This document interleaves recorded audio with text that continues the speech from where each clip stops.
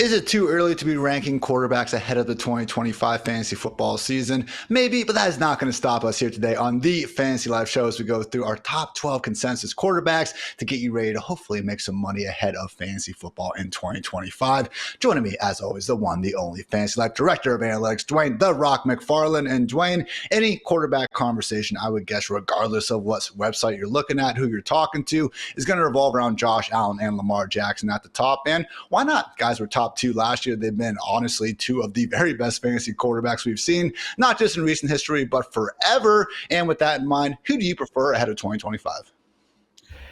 Look, man, right now I've got Lamar number one, but I don't blame anyone that has Josh Allen number one. I think you can look at Lamar and you could say, okay, like, was it a spike season last year as far as touchdowns? Like when we look at the projections right now, Ian, I think I've got him projected for 27 or 28 passing touchdowns.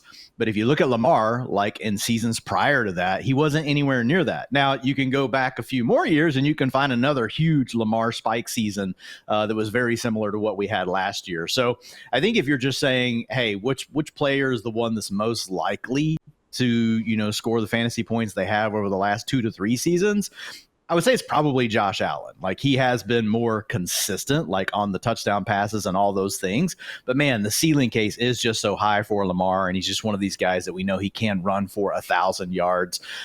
These are both elite dual threat quarterbacks, right? I would say Josh Allen is the one like they could throw for 5,000 and run for 750, but Lamar's the one that could run for 1,200 and throw for 4,000. So like, I mean, you really like both of them. You like both of them. I will say this, for Josh Allen and for Jalen Hurts, I will be very interested in how this tush-push thing goes this week, because that would change their projections. People talk about it mainly with Jalen Hurts, but really over the last year and a half, Josh Allen has also mastered the tush-push, and that has really pushed up his rushing touchdown floor and ceiling. So if that were to change, like that levels the playing field a little bit, because Lamar doesn't get those sorts of opportunities, right? You're not going to do the tush push with Lamar once you're down inside the 1 yard line. So that caps his rushing touchdowns a little bit. And that really has helped just provide Allen the highest floor to position in recent years. He right now actually is number one in NFL history in terms of fantasy points per game throughout his career. But as you said, that Lamar ceiling, man, when he hits it, really is unmatched. 2019, Lamar obviously is the highest single season fantasy points per game total ever. And last year was actually the 6th highest mark. So those two Lamar seasons have been better than anything Josh has put forward. That said, Josh has been top two, in each of these past 5 seasons at this point. Lamar, man, as much as it still was awesome, he was QB8, QB9, QB6, and QB3 from 2020 to 2023. So got him some extra weapons. Obviously, Todd Monken came in and did some great things in the passing game. But either way, we are talking the big two here. Don't think there's going to be too many disagreements. The question, though, Dwain, is how willing are you to actually use that 3rd round pick on either of these guys to get them? Because, again, it'd be cool if they slid to round 4, round 5. Probably not going to be a reality. And again, it's one of these just opportunity cost equations where when you are taking a quarterback this high, you're leaving some pretty, awesome running back or wide receiver prospects still on the board. Yeah, but this year is a little bit different. Last year at this time, we were telling people, hey, Jayden Daniels is the answer, right? Take the running back, take the wide receiver, and really come back to the rookie quarterback in Washington who gives us a similar archetype to what we see with Lamar Jackson. Now, we had no clue that, Jayden would ultimately be able to live up to that, right? The year before, the answer was Anthony Richardson. He wasn't able to do what Jayden did. Now, a lot of that was due to injury. In the games where Richardson was healthy that season, he was also really good. But we don't have anyone, Ian. I know we're going to talk about another guy here in just a little bit that might be that guy at 12 you really want to aim for, but we also know more about that player. Jayden, we had this potential passing ceiling plus the rushing ceiling like what we had with Lamar. We don't have a clear-cut answer like that, right? And I think people are tired. I know we're going to talk about Kyler here in just a little bit. Technically, maybe Kyler could give us that. But let's be honest, Kyler's rushing ceiling is just not in the same ballpark as Josh or what we have with Lamar Jackson or even with the Jayden Daniels. So I think it is this year something to consider. Right? In those first 3-4 rounds, do you want to go ahead and just take the elite quarterback and bank those points? I did an exercise this weekend, Ian, where I went and looked at value over replacement, which is essentially, okay, if you're in a 12-team league, you would take the quarterbacks projections, right? And you would subtract the QB12's projections from them. And then what's the number that you get?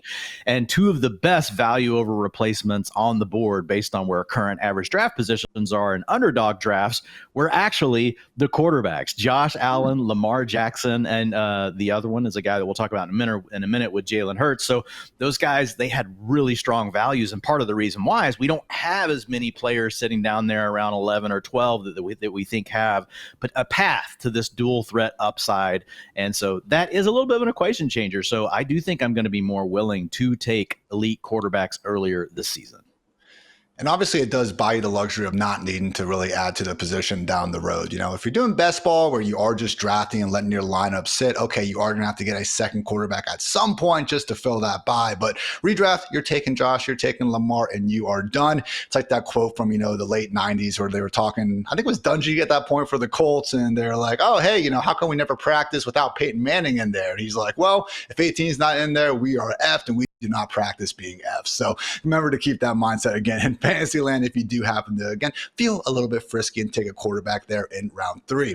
Now, Dwayne, while it might be Josh Allen and Lamar Jackson at the top, not too far behind them in terms of what we're seeing in early ADP is Mr. Jayden Daniels coming off the 4th best rookie season ever from a quarterback in terms of fantasy points per game. Now, looking ahead in this season, we do have some nice continuity. We got an offensive line upgrade, hopefully with Laramie Tunsil, and Deebo Samuel came into town. But do you think there is a scenario where Jayden is not able to build on those heights? Because again, the only way I can actually kind of wrap my mind around it, given how high the rushing floor is, would just be the case that, okay, we love Terry McLaurin, that's fine. Deebo could be washed. Noah Brown's their number 3 wide receiver. Zach Ertz is still their tight end. We're not exactly in love with the Brian Robinson, Austin Eckler backfield. So this isn't exactly the greatest crop of playmakers. Do you think there could be, a bit too much urgency to put Jayden Daniels ahead of someone like Jalen Hurts? Well, I think there could be. I think the challenge is we can name these same issues for the other 2 quarterbacks we just talked about. Do we like Josh Allen's receiver room? Fair. No. Do we like the receiver room? For Lamar, I'm not going to say we don't like it, right? But it hasn't fully unveiled itself maybe in a way that we had hoped. Right. Not top 5. Like you and I probably, we're higher on Zay Flowers than most people. We still think that Mark Andrews is a good tight end. But to your point, it's not this elite room. I think that Washington can definitely rival that. Like Terry McLaurin, straight up. Right now, I think you would have to say he can do more things on a football field than he's proven that he can do than Zay Flowers. Deebo, if he's not washed, is better than the number 2 right now in Baltimore. Definitely better than the number 2 in Buffalo. So I think you kind of have similar questions, but your actual question was, should we be pushing him ahead of the next guy, which is Jalen Hurts? And I do think that is a question. I think the reason why it's okay, and I do have him ranked right now ahead of Jalen Hurts, is because of the potential for this elite passing upside that could unfold, where I struggle a little bit more to see it for Hurts. He did it early in his career, but really they've changed their offense. They've centered it more around Saquon Barkley. Playmakers are definitely there in Philadelphia. But I just feel like the passing ceiling is actually higher for Jayden. When I look at the rushing, I think Jayden's going to run for more yards than Jalen Hurts, but Jalen Hurts is going to score more rushing touchdowns, assuming the tush push doesn't get banned, than Jayden Daniels. So that's kind of a wash on the 2. So I do just kind of lean to, man, what if Jayden Daniels does turn into this true unicorn, Ian, the guy that can throw for 4,200, 4,500 yards and give you a shot at 1,000 rushing yards? That's just so hard to find. And based on what we've seen with Jalen Hurts over the last couple of seasons, I don't think we can reasonably think that kind of passing yardage is in his range of outcomes. It's in there, but is it reasonably in there the way we look at it whenever we're talking about Jayden Daniels? And as awesome as that 2024 was for Jayden, you can argue he left some meat on the bone as a passer. He was awesome, all right? I'm not trying to put that down. You look at the EPA per dropback, he was right there as Joe Burrow. His completion percentage over expected, better than Patrick Mahomes. But, 7.4 yards per attempt, that was 13th. 5.2% touchdown rate, that was 8th. We're going to talk about some guys, Dwayne, had a touchdown rate north of 7. And that, I know, for your Lamar Jackson projections is a reason why it's at least a little bit concerning to, again, just say he's going to be able to throw for 40 touchdowns again. Maybe we do end up seeing a spike from Jayden Daniels. So again, really is just that rushing upside though that's keeping him as high as he is. Dwayne, let's say we were in a dynasty startup, okay, and let's say it's super flex. Jayden Daniels, 1-on-1, are you doing it? Yes. Or I guess you are doing it. Okay, wow. Yeah, I Nice. would look. I wouldn't necessarily argue with anyone on going with Lamar or going with Josh Allen, but I do think there's enough difference, right, in the years that I would want to lean towards Jayden. Now, if you wanted to take the opposite side of the argument, it would really be, man, we know Josh Allen and Lamar Jackson have shown they can do it year after year. The risk you're taking on with Jayden Daniels is it really could be a flash in the pan. As good as everything was, we have seen guys, Robert Griffin in the same exact town, turn into, something we didn't want anywhere near our fantasy rosters the next season. Now, he had to deal with injury, and obviously there were some other things going on with RG3 at the time, but we have seen these quarterbacks have these big year ones. We just did with CJ Stroud. I know he wasn't a guy running around a lot, but he was a guy at this time last year. We're like, man, CJ Stroud, top 5 quarterback in fantasy football. And then he finished where, Ian? I'm sorry, I know I keep making you do this as the Ohio State guy, but I think it's QB 28. I won't force you to do it as to where CJ Stroud finished last year. So I wouldn't disagree with anyone that would say, Dwain, you're a complete idiot. It should still be Josh Allen and Lamar Jackson. Like, I think it's very fair. It's like you're just looking at the trade-off of the years versus the potential risk profile of Jayden's only done it 1 year versus the other guys. Obviously, we know they've done it year in and year out. And at some point, as they do start to get in their 30s, you would think Allen Lamar will be running a little bit less. I actually did that study a couple of years ago back during my days at Pro Football Focus. And as much as it does sound like common sense, sometimes it's good to put some data behind it. And yes, quarterbacks do in fact run less as they get a bit older. Small sample of quarterbacks that run a bunch in the first place. But yeah, Jayden Daniels, potentially the 101 in Superflex Dynasty drafts. Quite the improvement, again, from not even being the 101 in his own rookie draft more times than not this time last year. So again, that is our consensus top 3 over at fantasylife.com. Also, always invite you guys to go check out our rankings. Myself, Dwain, and Waz, and also Matthew Friedman. But Dwain, moving on from Jayden Daniels, we do have Jalen Hurts sitting there at QB4. And what's interesting with Hurts is, again, if you just look at some of these early ADPs, you get in these, drafts, you're sick enough to be doing this in May, you're going to see Josh, Lamar, and Jayden going within usually 5 or 6 picks of each other in round 3. Jalen Hurts is going a good round, sometimes even 2 later. I've gotten him actually in round 5 a couple of times. So again, based on just having that dual threat upside, you can run for 10 touchdowns. Maybe he, again, gets a little bit of a spike, throws for 25, God forbid, 30 more. Do you think just relative to that ADP value, maybe Jalen Hurts is the best elite QB on the board? Jalen Hurts is the absolute one of the best values on the board based on value over replacement. Like, he's one of the top 5 guys across all positions right now in fantasy land. So yeah, I really like the Jalen Hurts call here. And looking at him, Ian, I mean, while we've talked about there are some limitations as a passer that we've seen recently, last year, man, was a major nosedive, right? Down to 2,900 passing yards from 3,800 the year before, 3,700 the year before that. So are we so sure that, like, really things aren't somewhere in between, right? What we saw last year from Jalen Hurts as a passer. Like, if we break that down to a per game stance, 194 passing yards per game the year before, 227.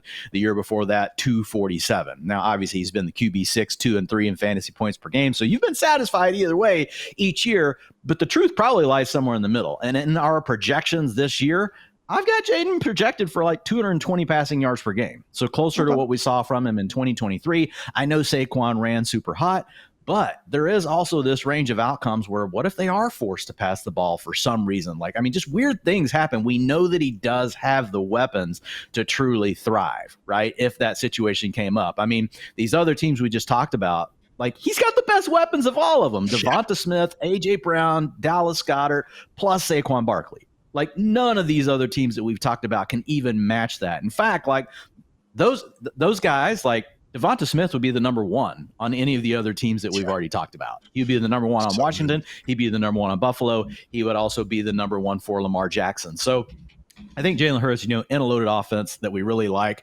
Yes, they ran the ball a lot more. They could do the same thing this year, but you're really insulated because of what he can do on the ground. Now, I would say the floor case here, where it would get really interesting for Jalen Hurts, is if the NFL owners at the meetings this week decide to ban the tush push. That would be a massive blow to Jalen Hurts' fantasy value, right? I mean, we're talking about a guy that last year, Ian, got 45% of the carries inside the 5-yard line for his team in the games that he played. So almost half the carries inside the 5-yard line going to a quarterback. That's very unheard of. Obviously, we know why they do it, because no one can stop it. So if that were to happen, that would be my question to you. How much do you think I should change Jalen Hurts' projections? Right now, I've got him projected for 0.8 rushing touchdowns per game. And people are going to be like, oh, man, that sounds crazy. Go look at how many rushing touchdowns he scores every single year. Like, I would definitely have to bring that number down, because that's where the majority of the scores are coming. I think you would go from having a projection around 10 to 12 to being 6, and that's a really big drop. He's got 4 straight years in double digits just on the ground. I mean, the only other quarterbacks that have ever done that in multiple seasons is Cam Newton with 3 and Josh Allen with 2. So it really is, this historical outlier in how many times he's able to find the end zone as a rusher. And yes, he can still chip in, 30 plus rushing yards per game on scrambles and things like that. But it's certainly going to at least, Dwain, take him from, again, that just rarefied leading the freaking position in fantasy points from rushing to maybe a more middling, plus rusher. But man, maybe he does actually settle in a bit more closer to that QB 12 line, as opposed to, again, being in the top 4, because really only Anthony Richardson and Justin Fields last year had a higher percentage of their fantasy points come from rushing than actually passing. So Saquon Barkley, how many freaking touchdowns would you pencil him in for, if we do see that tush push band? Yeah. Right now we're talking 20 plus for Mr. Saquon, but we'll give him just, we'll give Hurts, I should say, a little bit of slack. Did miss 3 games last year, basically 3 games, played 11 snaps against Washington, got the concussion, gave the thumbs up, wasn't able to keep playing there. So the passing yards per game did get up to 207. And as you mentioned, man, if we did see AJB and Devonta just do their freaking thing, which is being really good at football, I don't think that would shock us either, and actually get Hurts back into possibly that QB1 territory. So again, I love the fact that he is so high. Ian, just to give people an idea, and I only have him project for 221 passing yards per game. So that's less than Lamar, that's less than Jayden Daniels, that's less than Josh Allen. Assuming tush push doesn't get banned, his ceiling is still the second highest in our floor ceiling logic, which we've built this offseason. It would be 28.5 fantasy points per game, which would be him running that's like the nut run out, right? That's like you're hitting on all cylinders. You hit it in the passing game. But basically, all that would be the variance would be him passing for 245 yards per game instead of 221. So it's not some weird thing where, oh man, that could never happen. He's got to throw for 300 yards per game. It's not even saying that. Now, he is getting a big bump in passing touchdowns per game from 1.35 to 1.72. But the point being, we're not saying that's what the outcome's going to be. But if things did run perfectly for Jalen Hurts and they suddenly did decide to throw the ball, and look, coaches have done weirder things. We think we know things about this game, and they will change them on you, right? Or things happen early in the season that force a team to change. Jalen Hurts still has an amazing ceiling. I don't think we put him in the same category as these other passers, like as a passer from an NFL perspective, but with the weapons he has around him, the ceiling is still absolutely sky high. And again, it's not like you threw a number out there that he's just never got to. He averaged 247 passing yards per game back in 2022. So not the craziest thing in the world. And look, with Hurts, again, I agree. I do not think he is a top 3 real life quarterback. I'm sorry, Eagles fans. Who cares what I think anyway? The man just, helped put the team on the back and win that Super Bowl. But you do look at completion percentage over expected. And it's one of those stats that we like to use for certain quarterbacks. Maybe use it a little bit more for Jalen Hurts, because he was number freaking 1 last year, plus 7.5%.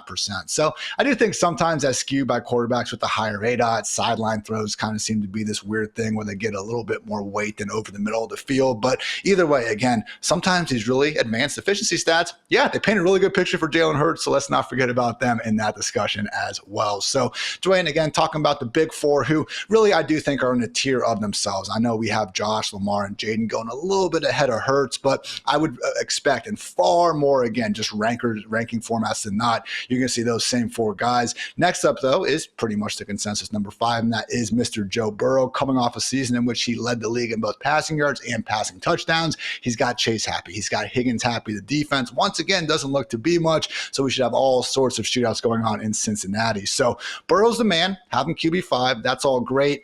If you are, though, Dwayne, finding yourself in a super flex draft where we're having to take a lot of quarterbacks in round one here and they fly off the board and you don't want to be last getting these guys, where do you start to draw the line in terms of going, okay, I want my quarterback, or maybe you start looking over at Jamar Chase, and is Burrow someone that you would actually still be taking ahead of any other, non-quarterback player? Yeah, I would. Because I think when we look at Joe Burrow, like the thing we do always worry about with, these more pure pocket passers, now Burrow will run a little bit more depending on the health. But when we think about these guys that really are more tied to, okay, what can they do in the passing game? They're not going to give you a ton on the ground. We do know that there is this tendency, right, that you can have these really, you can kind of have these swings of these spike seasons, these low seasons.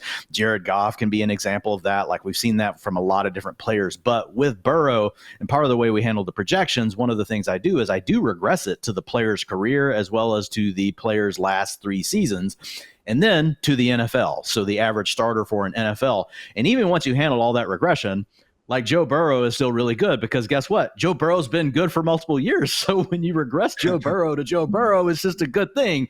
Now, last year, he did throw a touchdown on 6.6% of his attempts. That's very high. The NFL average is 4.6%. Obviously, we know he's much better than that. So in the projections this year, I've got him at like 5.1%. So I did dial back the touchdowns a little bit.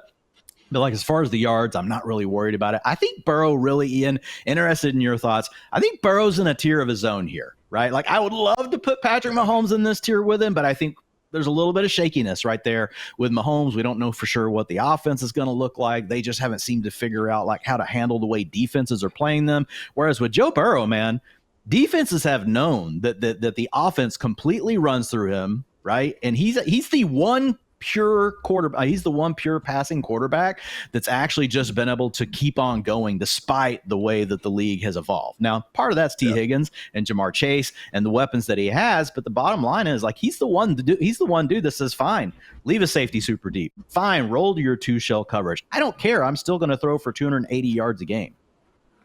Just so impressive to watch. The one thing that really stuck out to me, I made a little highlight clip of it a month or two ago, but you see some quarterbacks being afraid to step up in the pocket. Burrow literally sprints up into the pocket to buy that extra time before, he hits Chase on a cross, and then Chase just, outruns everyone else to the end zone. So I would still keep Mahomes in that tier. Now, I will say these last 2 seasons, they wouldn't tell us to do that based on what we've seen from the fantasy points per game. But I think the question is the Chiefs defense maybe get a little bit worse and we start seeing Mahomes and company have to get in those shootouts again? Because right now, Dwayne, one of my favorite stats, your utilization report hub is drop back rate over expected. And at least for last season, Bengals and Chiefs were still the 2 most pass happy offenses. The only problem was, the Bengals had the 25th ranked scoring defense, the Chiefs were the 4th. So one of them had to keep their foot on the gas far longer than the other. But end of the day, man, since 2021, only 6 quarterbacks have averaged north of 20 fantasy points per game. Obviously, we have our big 4 we already discussed. And then, yes, Joe Burrow and Patrick Mahomes. So with that in mind, Dwayne, I do think we can go ahead and move on to our consensus QB6, and that is Patty Mahomes himself, who,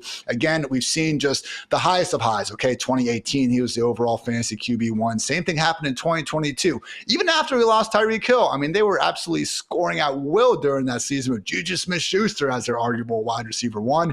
However, things have gotten bad fast. And now, man, back-to-back seasons as the QB12 and QB11, scoring just 17.5 fantasy points per game. So hasn't been pretty. I get that. Last year, this time, we were painting a narrative that, okay, we got Rashee Rice, second-year breakout. They drafted Worthy. They signed Hollywood Brown. Maybe Mahomes can get back to throwing deep, get back to partying like it's 2022 again. That didn't happen. That said, we had some wonkiness going on. Obviously, Hollywood didn't play until week 16. Rashee Rice was out by week 4, and Xavier Worthy really just was not on the same page with Mahomes on deep balls until the very end of the season, even the Super Bowl, you could argue at that point. So maybe, just maybe, Dwayne, post-hype bounce back, because right now, based on what we're seeing in drafts, you're right. The crowd out there, the public, they are treating Burrow and Mahomes in a different tier. We're seeing Mahomes go a good 30 picks later sometimes. So can we get excited about Patrick Mahomes in the year 2025?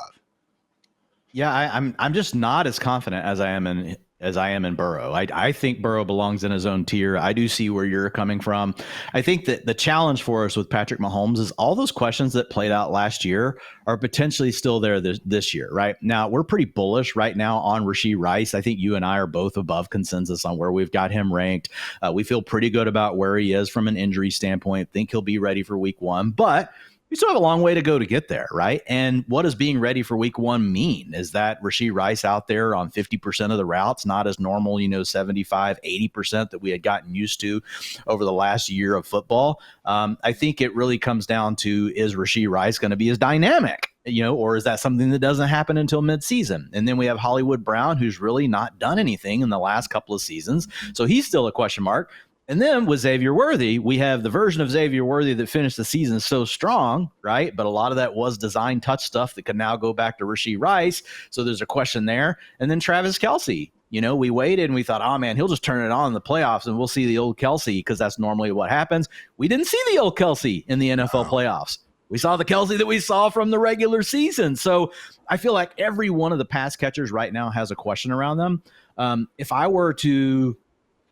if I could place one singular bet on one thing going right for Mahomes that I think would open up the whole offense, would be Xavier Worthy develops into this player that can be used all over the field.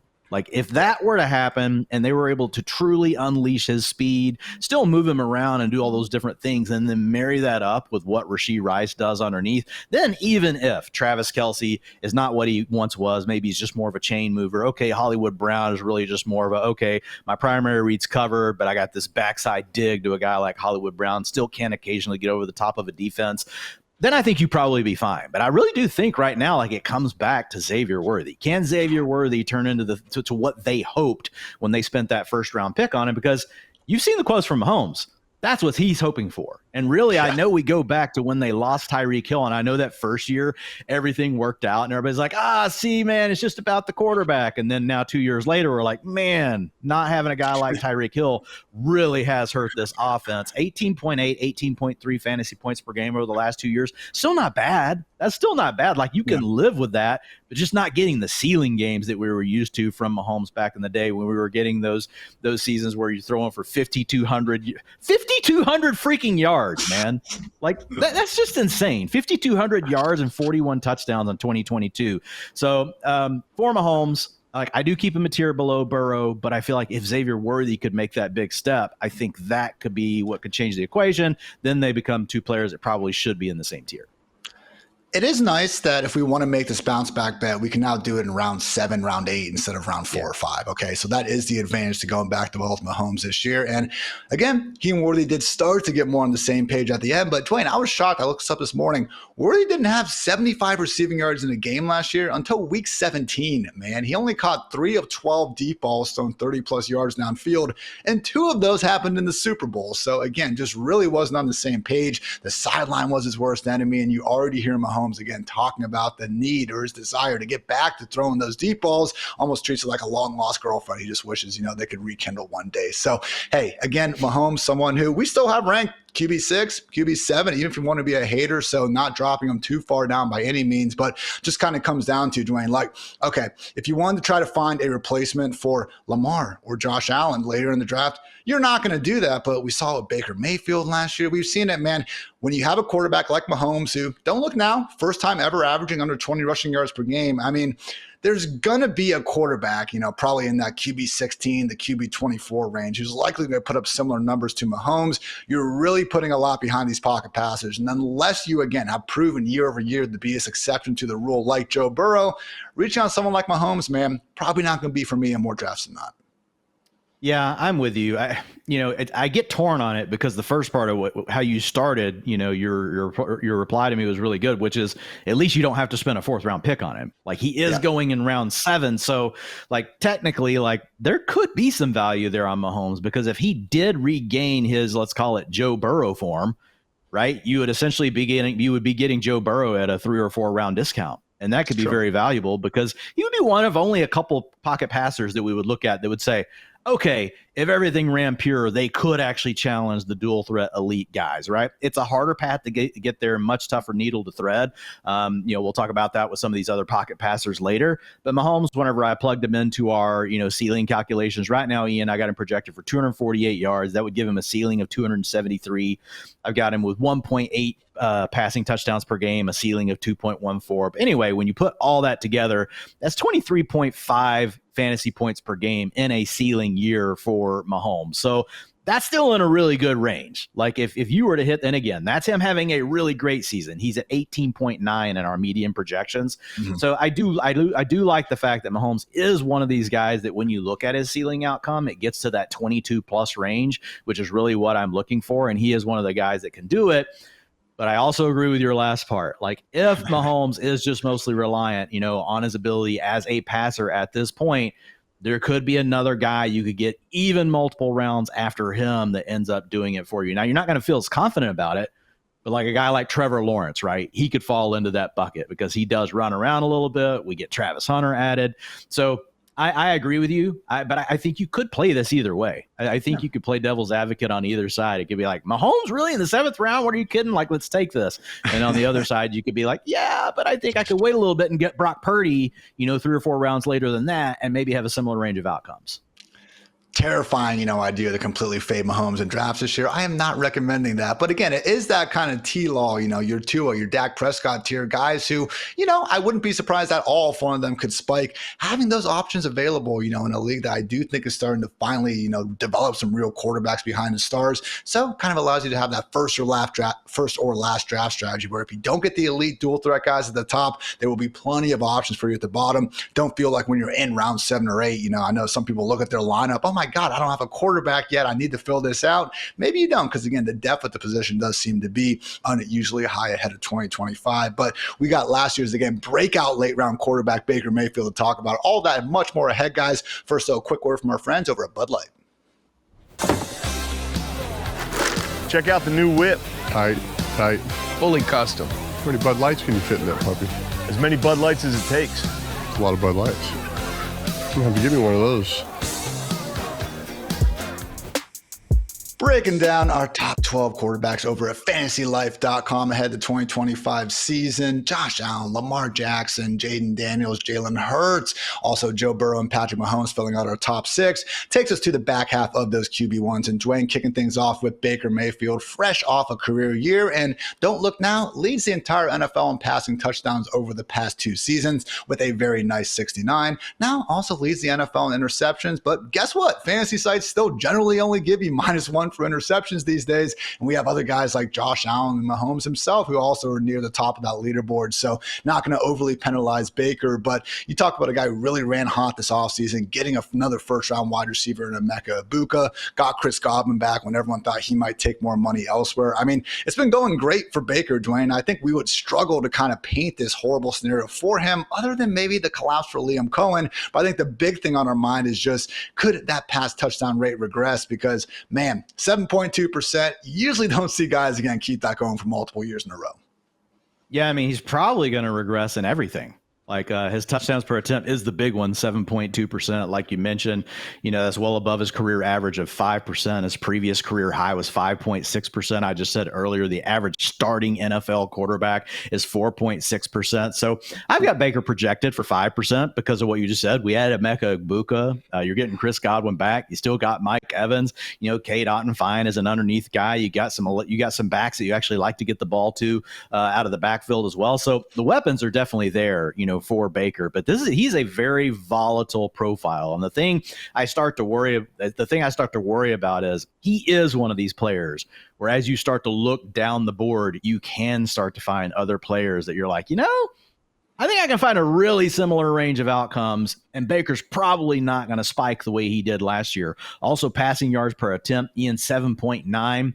That was his highest of his career. If you look at his career average at 7.3. So even though you add Emeka Egbuka, like I know most people are like, oh, we had Egbuka, that number's going up. It's just not the way it works. It'll actually likely still come down. And then if you look at his rushing yards per game, that was the other thing. He hit a career high with 22.2 yards per game. Now, maybe he's found this late career hack and really realizing that, hey, when I get to my second read, it's not open. I am actually good enough to just take off, and that's a positive EPA thing. It's good for NFL teams. We've seen the data for that over time, and that's good for fantasy players. So there's a chance like that he does keep running, and so I didn't completely take that away from him in the projections, but I definitely didn't project him for 22 yards a game. I projected him for 14.7. So when you add it all up, you're going to come down in touchdowns most likely. Most likely you're coming down in yards per attempt, and you're also probably coming down in your rushing yards. So those are all concerns. But then when you step back and you look at all the ranks, you're like, okay, well, like how low can I really push him? Like when you start looking at all the other players around him, I mean, he has finished over the last 2 seasons in points per game as the QB3 and QB11, and fantasy points per game actually are the most predictive data point I've been able to find year over year for predicting the next year's fantasy points. And so Baker Mayfield's definitely done that over the last 2 years. So I think he's fine where he's going with drafts right now, even though I am saying he is going to regress. But I do wonder if there are some guys that we could think about, like Dak Prescott immediately comes to mind. Like, is Dak the rusher he once was? No, but can he average 15 rushing yards per game? Yeah, he could. He just added George Pickens. Could he throw 35 touchdowns? Like, yeah, he can. Yeah. We've seen him do it multiple times. So there are a lot of guys that are going to be in that range of could give you 15 to 20 rushing yards per game and give you a similar passing outcome to Baker. Trevor Lawrence is another one. So again, I don't necessarily mind his rank. I don't blame people for where they're taking him, given what he did. I'm just probably not going to be drafting Baker a lot. But it's not because of Baker. It's because of the other options I feel are very similar to him that I can get later in drafts. And to be fair, even though Baker is kind of emerging as the consensus QB7, even some people have him, again, ahead of Mahomes. That was the case last year. After all, it is starting to become an extended tier, okay? If you look over at early underdog ADP, Baker's going pick 90 at QB7. The QB12 and Brock Purdy is going 108. So that's only a round and a half later. And man, when you start getting these drafts, I think it's like purple is their QB color. Like you just see like 6 or 7 guys one after another. And really is a situation where I think if you want to zag a little bit, start attacking some of those other positions while everyone is trying to load up on, again, those lower mid-tier QB1s in the world. So you mentioned the rushing just upside that kind of came out of nowhere. Baker's always been nimble and everything, but man, going out there, he scored 55.8 fantasy points from just rushing. Previously in his career, he only averaged 20 per season. So again, 2.7 times more. Not saying he can't keep it going a little bit, but that would be a lot based on what we've seen before. Did love, though, again, that against a 49ers stiff-arming Nick Bosa on 4th down for like 2 seconds before he gets the ball out. So Baker's balling, all due respect and everything. But thoughts on, maybe the Liam Cohen variable, Dwayne? Because as much as, again, respect everything Cohen did, turn on the film, you're going to see awesome route concepts. Every freaking play Jalen McMillan made, with all due respect to Jalen McMillan, seemed like it was a big-time benefit from the scheme at hand. But I'm also old enough to remember the year before when, Dave Canales leaving was supposed to be this big problem for Baker. And yes, we do have Josh Grizzard, who's going to be Baker's 8th different offensive coordinator during his 8th NFL season at this point. But hey, was the Buccaneers pass game coordinator in 2024. I don't hear people talking about the Lions the same way as the Buccaneers as being this big problem, because why? They promoted from within. I think schematically, man, things should be okay in Tampa Bay. Yeah, I'm not worried about it, to be honest. I think he's going to – why would you change it, right? And you've added Emeka Egbuka, and you've got Jalen McMillan as your wide receiver 4. So there's just a lot of options here. So I think the weapons themselves, right, are the most important thing. And then I think the scheme, I would expect them to do a lot of similar things to what they did last year. So, yeah, I think that part is really not a concern for me. I think it's just the regression stuff, which is just, I know it's nerdy, guys. Most people are like, come on, man, let's just talk about Baker being great. And Baker, man, I have to say, has been an absolute joy just to watch over the last 2 years. I did not think that Baker would have this sort of a turnaround late in his career, and he's definitely proven me wrong. So hat tip to him. He's absolutely balling out.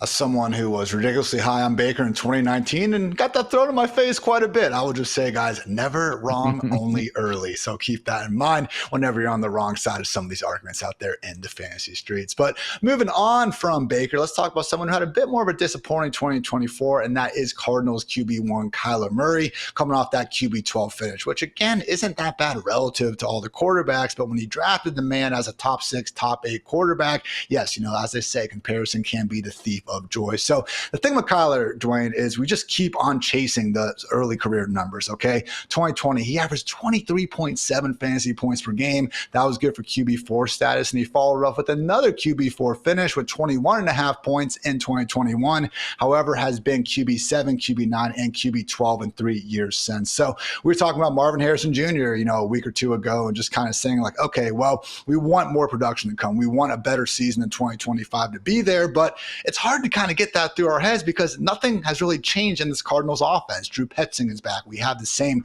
playmakers involved. Maybe Zay Jones is a starter, over Greg Dortch. But again, nothing is really moving the needle there. So for Kyler, Dwain, why should we be confident in him getting back to 2020 or 2021 heights when, and that was not a short joke, but again, nothing much has changed here. So why should we expect Kyler's production to?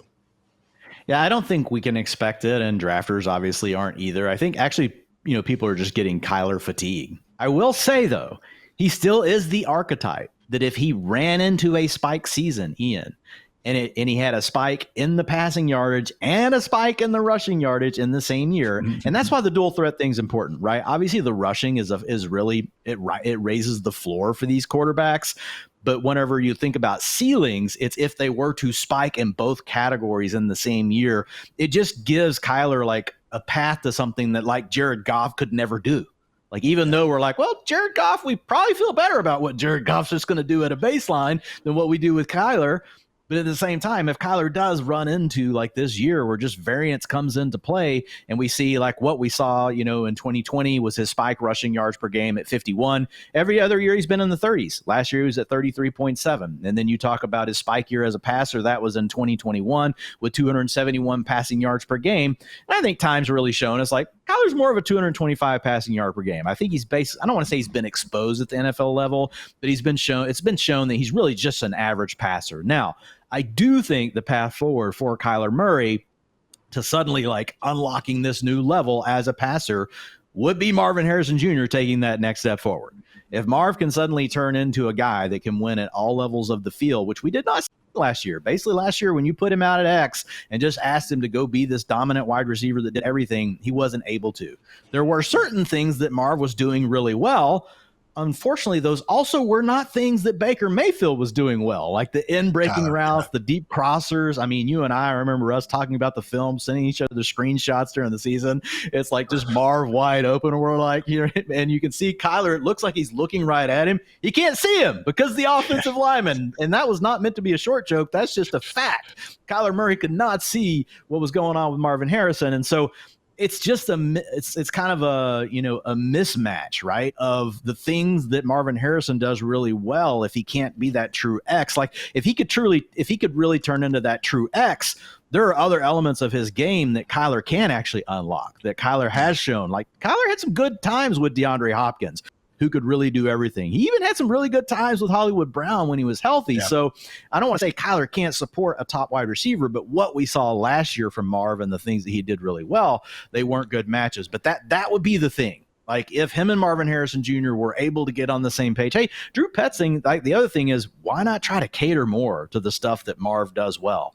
And I think the immediate answer that I hear, Ian, is, well, there's no one else to line up out at X and do all those other things. Well, if you're telling me Marvin Harrison Jr. can't do them all either, and neither can Michael Wilson, well, then screw Michael Wilson. Just let him do those things. What does it matter? Let Marv then just do the things that he's really good at. And I think it's something like that that's going to have to play out. But the biggest thing, man, is variance. And I just want to say real quick, Ian, when we look at our variance logic, and folks, you guys will be seeing this in our tools soon over at Fantasy Life for all of our premium subscribers.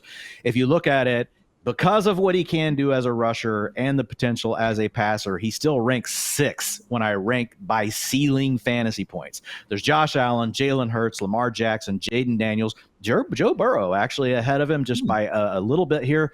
But then you have Kyler Murray. And I get it. Everyone's got Kyler Murray fatigue. I totally understand it.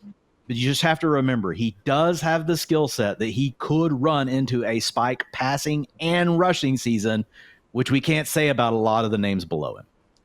You'd like to think year 2, working with Marv, hopefully they hit on some more of those, back shoulder slot fades that seemed like they missed every single time they tried last year. But man, those aren't the highest percentage of routes to begin with. It's not like Marv is exactly, running out there on those fades with a bunch of separation as it was. So, passing production, to me, that feels more hopeful than anything. Dwayne, I hear you. I do think he's kind of topped out as more of a 220 guy.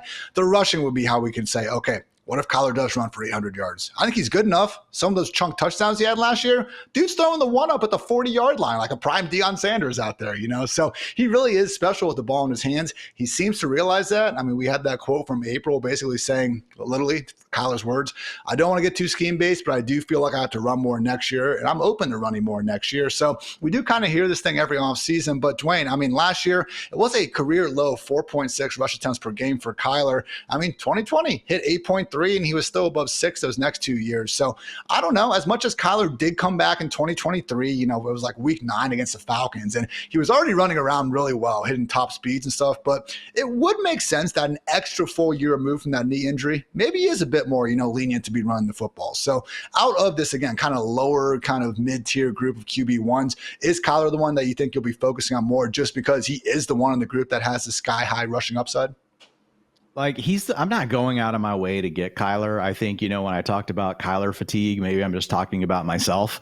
But I do have Kyler ranked in a range where I definitely want to be taking stabs at him. I've got him as my QB 10, your QB 10, Friedman's QB 8, Waz's QB 9. So he's our QB 9 from a consensus standpoint. And I think that's perfect, for Kyler. So I think if you get past, Burrow and you miss out on that, and you don't want to go in on Mahomes and you want to wait just a little bit more, I do think that Kyler Murray is a name that's still in play. And let's face it, man, even though he hasn't had the big boom year, like he hasn't absolutely killed you either. Like he can still give you 18 fantasy points per game, which is pretty much going to be in line with the other guys that are going to be around QB 11, 12, 13, 14. So it's not like Anthony Richardson or Justin Fields, like when they went bad, you're like, oh my God, like this is terrible. I can't even put this person in my lineup. Like Kyler hasn't, and don't get me wrong, he has games like that, but overall he's a guy that's still going to average the fantasy points that are enough. It's not going to kill you. And he does still offer some ceiling. Kyler Murray, our consensus QB 8. Up next is a pair of second-year talents who we've talked quite a bit over the past couple of weeks. Fun time re-ranking again the quarterback selected in these last 3 drafts. Make sure you check out those episodes if you haven't already. But Bo Nix coming in as QB 9 and Caleb Williams coming in at QB 10. So, Dwain, I want to get your opinion on, a hot topic that dropped last Friday coming out from a Future book excerpt where basically this quote from Caleb Williams took on a life of its own, where basically he said, at times, Williams said he would watch film alone with no instructions or guidance from the coaches. That has apparently, kind of just snowballed into Caleb Williams and the coaches. They refused to watch film together all of last season, Dwain. And it's just one of these things where, okay, do I think Shane Waldron and Matt Eberflus were, at the top of the league and helping Caleb be his best self? No, I do not. But how do you separate, Dwain, Caleb looking awesome in weeks 4 through 6? I know, Rams, Panthers, Jaguars, not the toughest schedule, but I just feel like we're looking back in the season and every good Caleb play is, oh my gosh, look how great Caleb is. That is Caleb being great. And every bad play is, oh, how can you succeed behind that offensive line? Look at how much of an idiot Shane Waldron is. So again, Bo Nix, not trying to write him off. 5th best rookie season ever. He's great. He's our QB 9. But really, Dwain, can we put that much of Caleb's disappointing rookie year on the coaches? Because as much as Stroud's QB 28 finish was horrible, Caleb at QB 20 and now ranking him up at QB 9, man, that feels a bit dicey to me.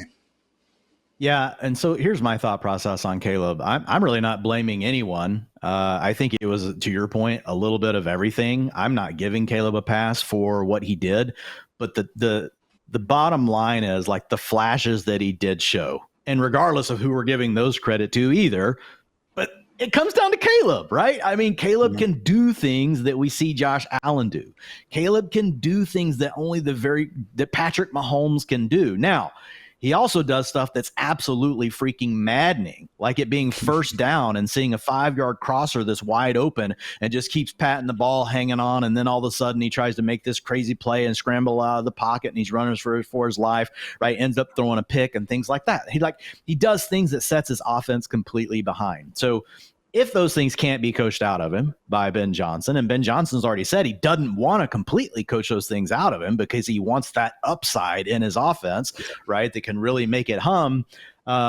I think, it could end up being a complete bust. Like there's a wide range of outcomes here on Caleb Williams. I think I'm the highest. Am I the highest? Caleb Williams on the site. QB 9. To be fair, I'm 9. I'm second highest. QB 11. So. You're 11. Yeah. Friedman's 12. Waz is a little bit more and we should probably listen to Waz. Waz is the closest to the source here in Chicago. He's got him QB 15. But here's the thing. when I look at Caleb Williams, the other part, so he can make those big plays, which you just don't find elsewhere. And so you're betting on the ceiling of that. The other part of this is if you go back and historically look at the quarterbacks that had between 70 and 90 rushing attempts in a season. Caleb had 81, if I'm remembering correctly, off the top of my old head. If I'm remembering that correctly, he did have 81. The average was 3.6 rushing touchdowns for quarterbacks that were between 70 and 90. He had 0. If he just regresses to the league average of getting 3.5 rushing touchdowns, and then we get some of these the ceiling that could potentially be there as a passer, Caleb is a major target for me this year, Ian. I do think he is one of the players. I'm not saying he's going to be Josh Allen or Jalen Hurts or Jayden Daniels because he's not going to run for 800 or 900 yards, right? He's not going to score 12 rushing touchdowns. So he doesn't have that, but he's the next level down. What I could see Caleb Williams doing is us looking up and going, wow, we're going to put him in a tier with Joe Burrow. Because I just think there's a lot of paths. He's an above average rusher. He's got this upside that we could get in the rushing department. And then he has shown the flashes to make the absolute huge plays. I am not denying. So of all the guys that I have with a ceiling of 23 or higher in their fantasy point range of outcomes, he is the one with the lowest floor. So the model is admitting that like Caleb Williams is an absolute boom bust player. But in fantasy, I'd rather go ahead and bet on the boom, Ian, on a guy like Caleb because he could help you offset the difference that your league mates are getting from taking the early quarterback. If he busts, fine. We'll find a quarterback off the waiver wire. Right? Like we've done it for years and years and years. If you're in a super flex, obviously that changes the calculus in this equation. But I want to bet on a player that has the upside, in my opinion, that Caleb has. QB9, but still going around pick 100. Not like you have to, again, burn a 4th or 5th round pick on him. It is wild to me, Dwain, that his weapons are all expensive for what they've done. It was a relatively disappointing rookie season. He averaged under 15 fantasy points per game. Okay. Just that we're going to call it disappointing. Okay. Same thing's true for Trevor Lawrence. We also got OC Wonder Kid, Ben Johnson, Liam Cohen. Nice. Improved offensive environments. Luther Burden and Travis Hunter, offensive line upgrades. Nice. Generational first overall picks. A lot of people believe in. Caleb Williams, ADP last year was QB 13. It's up to QB 9.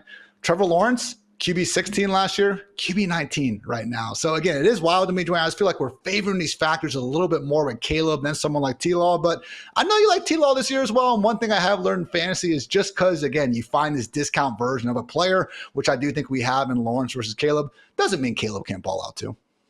Yeah, and I think basically the reason is people feel like they've seen enough years now of T-Law to be like, okay, they're just thinking it's not going to happen. Whereas Caleb, they can go back, and even though it was a very like a roller coaster season, they can look at those flashes and say, well, we've only seen 1 year, right? And he was the first pick overall in the draft. So I think Caleb deserves a little bit more leeway as far as what we think about his upside. I know we're going to talk more about Trevor Lawrence, probably not today, but on the next show. And, I've been a Trevor Lawrence hater pretty much for the last 2 seasons, but I think I'm coming around a little bit. We'll talk about that more then.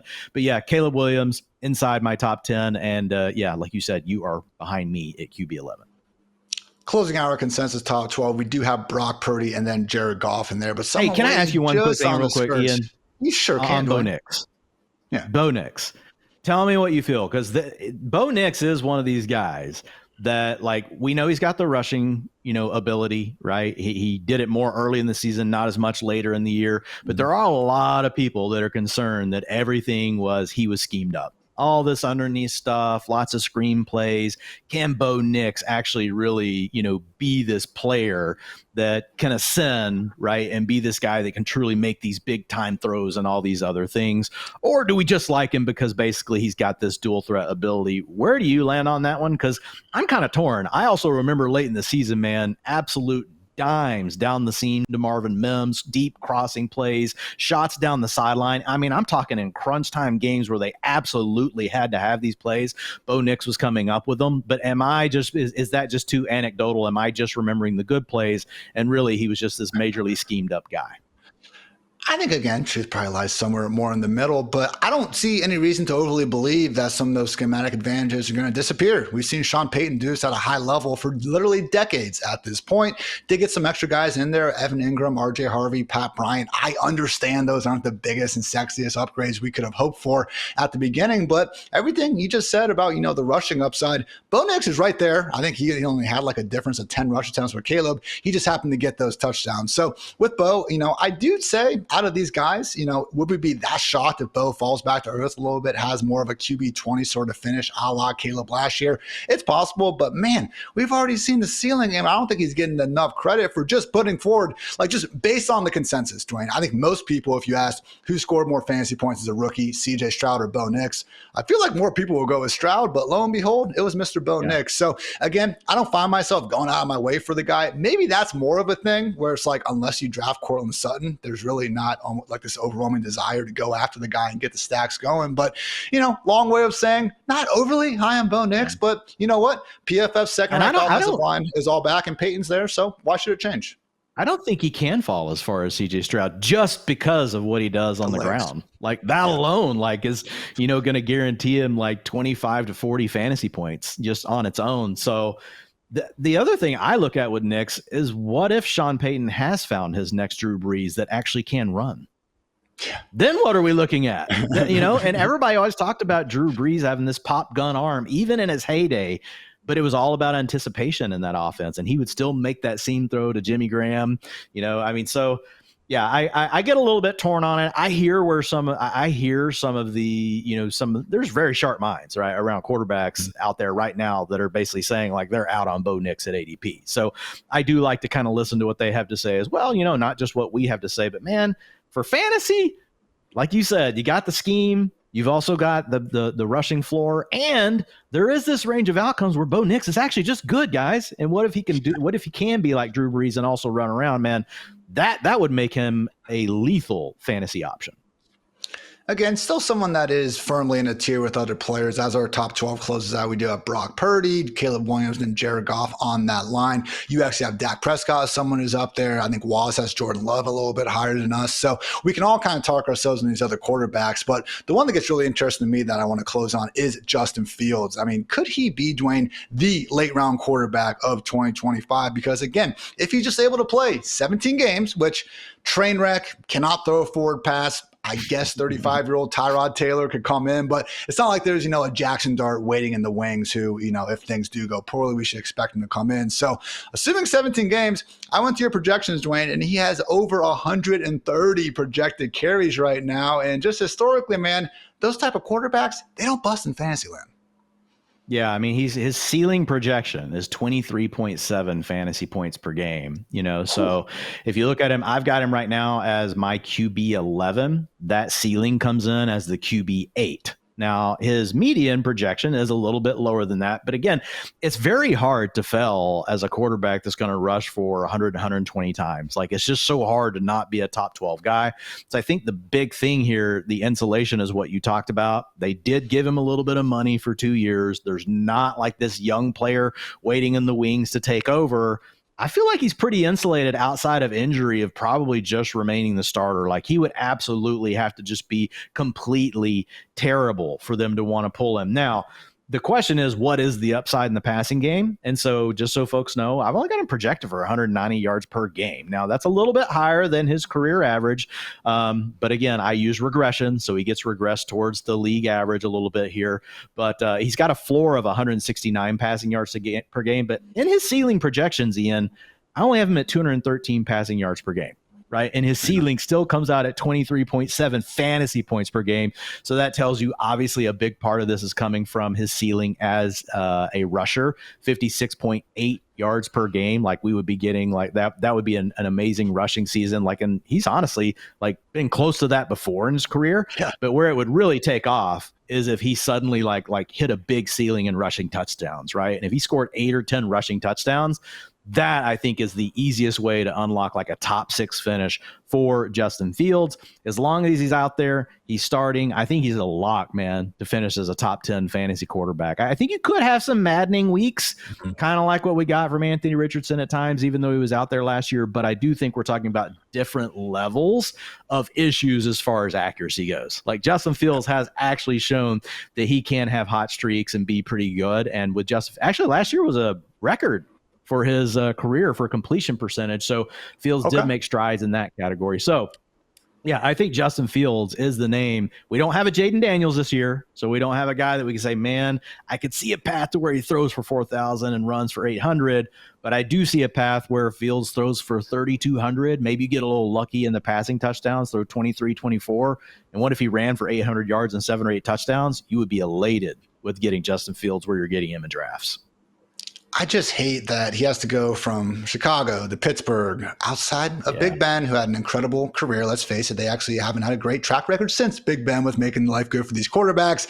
We now have to go to the Jets, who you could argue are, worse than Chicago as well, somehow, if that's possible, in terms of getting these guys ready. So love Garrett Wilson. If you at home listening to this right now, thank you, by the way. But if you could name the other 2 starting wide receivers for the Jets, I would be impressed, because they're freaking Allen Lazard and Josh Reynolds in the year 2025, Dwain. Just one of the saddest things I've had to look up on our lads in recent memories. So like the hope, again, Garrett is going to be there. I do think they could rekindle that OSU connection, but certainly going to be tough for Fields to, reach that ceiling as a real life passer. That said, in fantasy land, I am buying, and I've done so more than almost any other quarterback so far in early best ball drafts. So that's going to do it for this edition of the Fantasy Life Show, everybody. We appreciate you tuning in as always. Like, subscribe if you desire. We'll be back tomorrow with more quarterback goodness. And remember, it always is a great day to be great. So for Dwain, for producer Matt, for producer Kelsey, I'm Ian. Thanks again for tuning in. Until next time, take care, everybody.